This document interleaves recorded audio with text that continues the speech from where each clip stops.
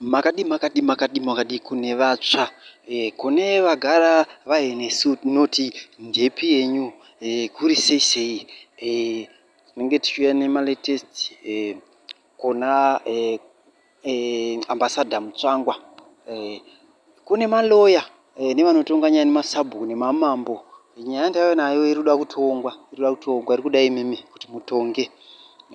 Zvinoitawo here kuti wewe kambani yaunoshandira, yamunoshanda muri vaviri nemukadzi wako, iwe wodzingwa basa mukadzi usiwo aripo. So nyaya ndinayo ndeyava Chris Mutsvangwa avo vari kunzi vafaiwa, but why Monica Mutsvangwa arimo mukabineti, yeZANU-PF, but uyu basa rapera. Munozvionawo sei? Tinokumbirawo mafungiro enyu nemaonero enyu panyaya iyi. Ndozvatakumbira panguva ino. So mafungiro edu mamwe maybe ringava dhiri here rekuda kuti reda kubata vanhu mafungiro avo, kana kuda kunzvingisa vanhu kuti vafunge zvimwe, kuti vasasiyane nenyaya itsva iripo.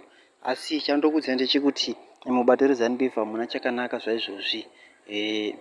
Mune kunetsana kukuru. Ivo vadzingwa basa hapana reason chaiyo iri kutaurwa kunzi vadzingirwe basa. Sei vadzingwa basa? Hapana reason kutaurwa. So tinokutendai nekuona kwamune muchiita mavhidhiyosi edu zuva nezuva. Tinokutendai muri Zimbabwe. Murambe makadaro, murambe makashinga. President new leadership ichauya. Zvese zvamunoshuvira ndizvo zvichaitika.